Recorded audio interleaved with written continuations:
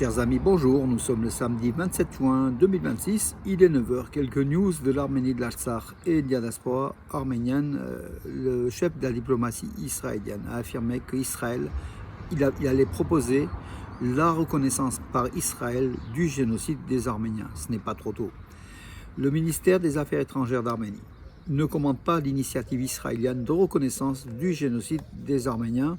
Nicole Pachinian, le Premier ministre arménien, et Arat Mizoyan ont toujours déclaré que la reconnaissance du génocide des Arméniens n'est plus une des priorités de l'État arménien. Voilà, tout simplement. Les autres États ont le droit de reconnaître ou pas le génocide des Arméniens, mais en tout cas, Pachinian ne veut pas déranger les relations entre l'Arménie et la Turquie pour ne pas, pour ne pas encourager justement des reconnaissances pour qui seraient mal vues par Ankara. Mais c'est à l'heure de la crise entre Israël et la Turquie que la diplomatie israélienne va proposer donc à la Knesset de reconnaître le génocide des Arméniens. Ce génocide des Arméniens qui est un petit peu une monnaie d'échange d'une réponse d'Israël à la Turquie, mais aucunement pour les Arméniens. Cette reconnaissance aurait dû avoir lieu déjà il y a très très longtemps, Israël étant né de la Shoah, du génocide du peuple juif par les nazis en Europe. Israël aurait dû être logiquement, légitimement le premier État au monde à avoir à reconnaître le génocide des Arméniens. Or, aujourd'hui, alors qu'une quarantaine de pays ont reconnu le génocide des Arméniens, Israël n'a toujours pas reconnu. Et une reconnaissance tardive, vaut mieux tard que jamais, on dit, mais une reconnaissance tardive, ça cache quand même quelque chose. Israël ne désire pas reconnaître le génocide des Arméniens. Israël utilise la reconnaissance du génocide des Arméniens comme une monnaie de réponse diplomatique à la Turquie, qui est aujourd'hui dans la région l'un des principaux États ennemis d'Israël après l'Iran, par rapport à Israël. Voilà, nous on n'aimerait pas être, on n'aimerait pas être un alibi. Les Arméniens ne sont pas un alibi. Qu'Israël reconnaisse, tant mieux, qu'ils ne reconnaissent pas depuis, comme toujours déjà, depuis plus de 50 ans, Israël n'a pas reconnu, alors que des États ont reconnu donc, le génocide des Arméniens. Ça, c'est une affaire interne d'Israël. Finalement, c'est ni bon ni mauvais pour nous. Voilà. Moralement, cet État d'Israël devait reconnaître depuis déjà bien longtemps. Et je crois que là, en géostratégie, en réel politique, Israël a perdu la morale. Moralement, cette reconnaissance d'Israël arrive trop tard, je dirais. Meir Grigorian, qui est le vice-premier ministre arménien, il a affirmé que le riche programme des relations arméno-américaines, avec des avancées en 2025 et 2025 et 26, sont à saluer. Il était donc Meir Grigorian, vice-premier ministre arménien, était à l'ambassade des États-Unis à Yerevan pour une cérémonie donc, de la fête nationale américaine, au cours de laquelle il a prononcé un discours donc, de félicitations. Voilà, le riche programme des relations, voilà, ça je vous en ai parlé.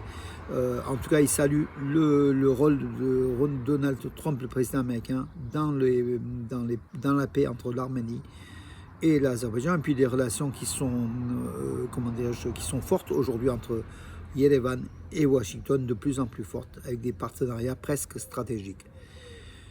HiPost, la poste arménienne, a émis un terme au poste à l'occasion du centenaire de la naissance de l'architecte Jim Torossian dans la série des grands Arméniens.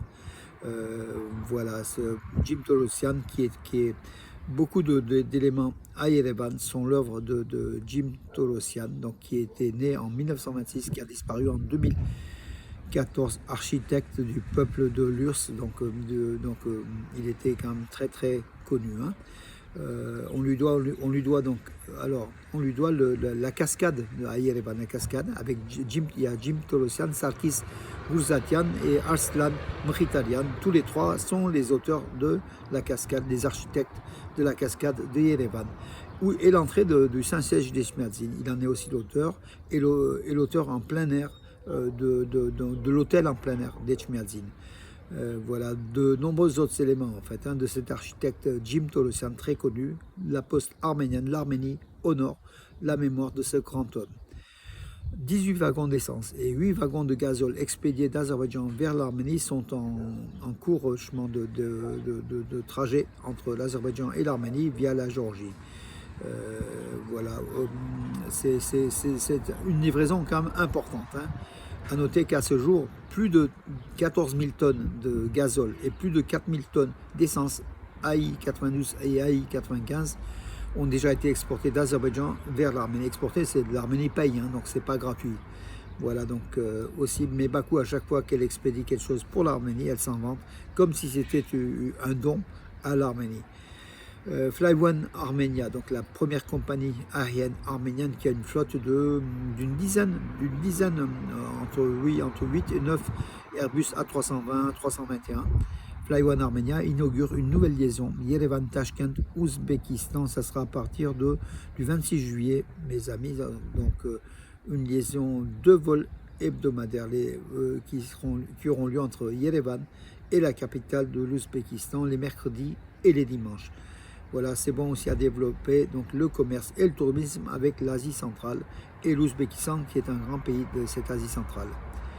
La Russie suspend l'importation de tous les produits de pêche en provenance d'Arménie. Voilà, ça continue. Voilà, c'est l'agence TASS qui l'a indiqué avec l'agence Roselekhnadzor, en fait, l'agence chargée de surveiller les produits alimentaires importés en Russie. Et l'Arménie est frappée fortement par ces sanctions russes. En fait, c'est pas le produit, c'est pas le poisson arménien qui n'est pas bon. C'est tout simplement Poutine qui veut sanctionner Pachinian et qui ne sait pas comment le faire. Donc il sanctionne l'économie arménienne parce qu'il sait que l'économie arménienne est reliée à l'économie russe. Le marché russe est le premier marché de l'Arménie et Poutine veut agir par l'économie. Et l'Europe essaye de trouver donc des solutions. D'ailleurs, Ursula von der Leyen est en Arménie cette semaine, sera en Arménie cette semaine, justement pour discuter avec la commissaire européenne, hein, donc la présidente de la commissaire européenne. C'est pour discuter aussi des débouchés donc de l'Arménie, comment l'Arménie peut exporter vers l'Europe avec plus de facilité ces produits que la Russie essaye de sanctionner pour essayer de sanctionner l'Arménie qui a un désir d'Europe. Voilà, donc on verra, mes amis, cette semaine, ce que l'Europe fait à l'Arménie. L'Europe fait quand même pas mal hein, aussi à l'Arménie, il faut quand même le dire, mais c'est peut-être pas assez. Le Premier ministre arménien Nikol Pachinian a reçu hier une délégation conduite par le vice-président iranien. Donc voilà, les relations entre Téhéran et Yerevan sont très bonnes, comme vous le savez. Il a reçu une délégation conduite par Sayed Hamid Pouromhamadi, vice-président de la République islamique d'Iran. Selon le cabinet du Premier ministre arménien Nikol Pachinian, il s'est félicité de cette visite du vice-président iranien. Il a souligné l'importance de renforcer la paix et la stabilité dans la région et s'est convaincu que les relations entre l'Arménie et l'Iran vont se développer. Le vice-président iranien a remercié aussi l'Arménie pour un certain nombre de choses. L'Arménie qui est un partenaire fidèle, un voisin fidèle de l'Iran. Bien sûr,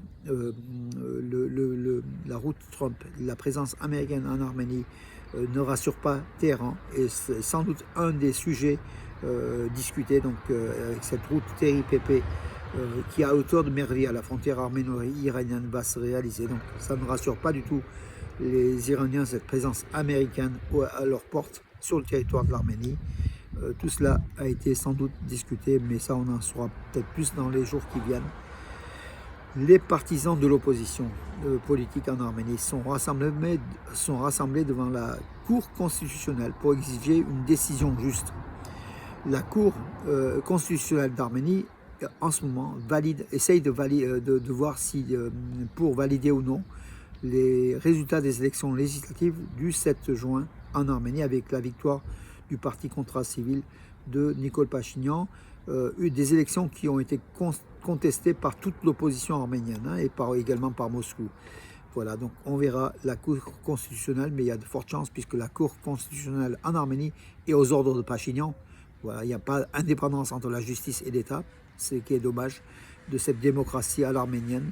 Voilà, la Cour constitutionnelle arménienne, moi je parie 10 sur 10 qu'elle va reconnaître le résultat des élections, pourtant contestées. Voilà mes amis. Et puis à Bakou, les résultats de ces élections sont aussi continuent d'alimenter des débats. Les Azerbaïdjanais pensent que justement que le changement de la constitution de l'Arménie, Nikol Pachinian aurait pu le faire avant ces élections, où il n'a plus la majorité des 2 tiers. Donc aujourd'hui, la constitution de l'Arménie ne peut pas être changée par voie parlementaire par Nikol Pachinian, puisque son groupe est majoritaire au Parlement, mais n'a pas les 2 tiers des voix indispensables pour changer une constitution en Arménie. Donc l'Arménie est bloquée au niveau du changement de la constitution, exigé, demandé, même menacé par l'Azerbaïdjan. Et aujourd'hui, à Bakou, beaucoup pensent que Nikol Pachinian a fait traîner la chose, sachant que, bon, pour remettre à plus tard, et à plus tard aujourd'hui, donc l'Arménie est bloquée pour le changement de sa constitution.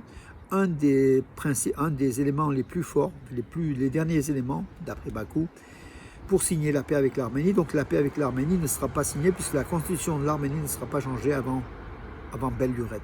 À moins que la loi arménienne change et que Nikol Pachinian sorte de son chapeau un autre élément pour changer la constitution de l'Arménie. Voilà mes amis pour aujourd'hui. Je vous donne rendez-vous à demain et je vous souhaite une bonne journée. Bonne journée, encore une fois ensoleillé, caniculaire. Bientôt, c'est la fin mes amis. Bonne journée, parior, polorit.